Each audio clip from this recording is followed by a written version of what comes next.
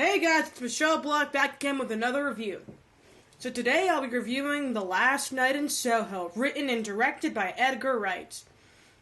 So we start with Eloise, who wants to be a fashion designer and is going to study at the London College of Fashion.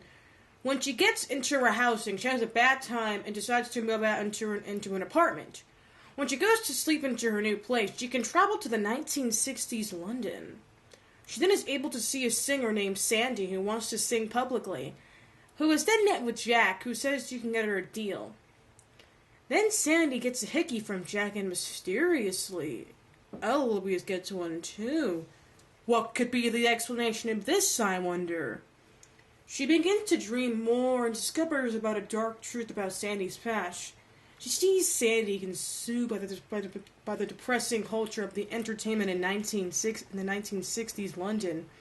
How Sandy went through so many men and slept with many men and never got gigs, and then her sort of manager, I guess you could say, got killed by Jack.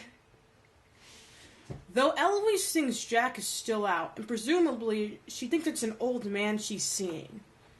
She then becomes haunted by all the men Sandy slept with, and it makes for some really well-acted, intense scenes, especially in the library. Anyway, when looking for Jack, the old man gets run over.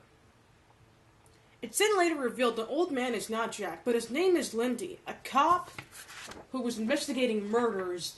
Then we learn Sandy's still alive, and it's Eloise's landlady? We then learn she killed several men in that bedroom Eloise was staying at, and the truth about Lindsay is he's discovering the murders of the many men Sandy killed. Then in the final act, the landlady tries to kill her, and even stabs her boyfriend. And she lets Eloise and her boyfriend go. Then we flash forward and we see Eloise as a successful fashion designer, but still plagued by Sandy's past.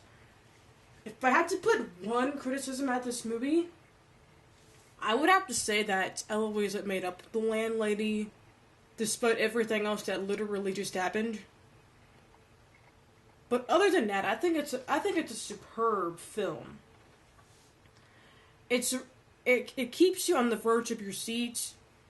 Its chaotic and nightmarish style makes it for some very unique experience that you can only ever get from this one, guys. The crazy atmosphere is helped by the beautiful set pieces and cinematography. They really complement each other in this film, guys, and really gives you a flavor of London and the chaoticness of this movie.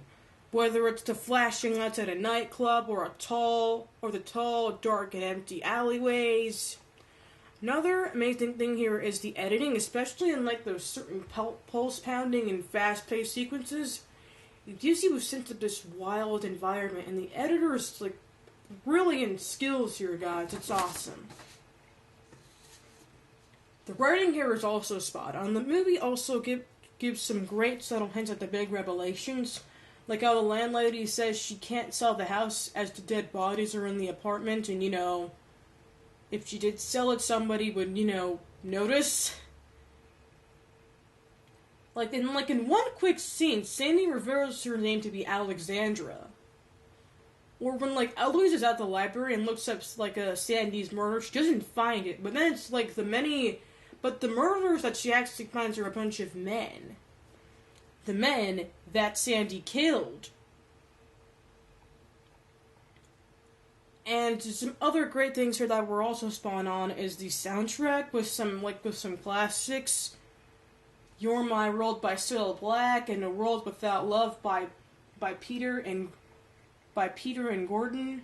I think I got that right. As well as the performances, especially from Anya Taylor-Joy, Thomasin McKenzie, and Diana Rigg. I'm pretty sure I all said their names correctly. And the costume design is absolutely superb as well. And in short, guys, it's an awesome psychological mind-bending thriller that'll leave you entertained. And anyway, I'm Michelle Block, and that's a wrap.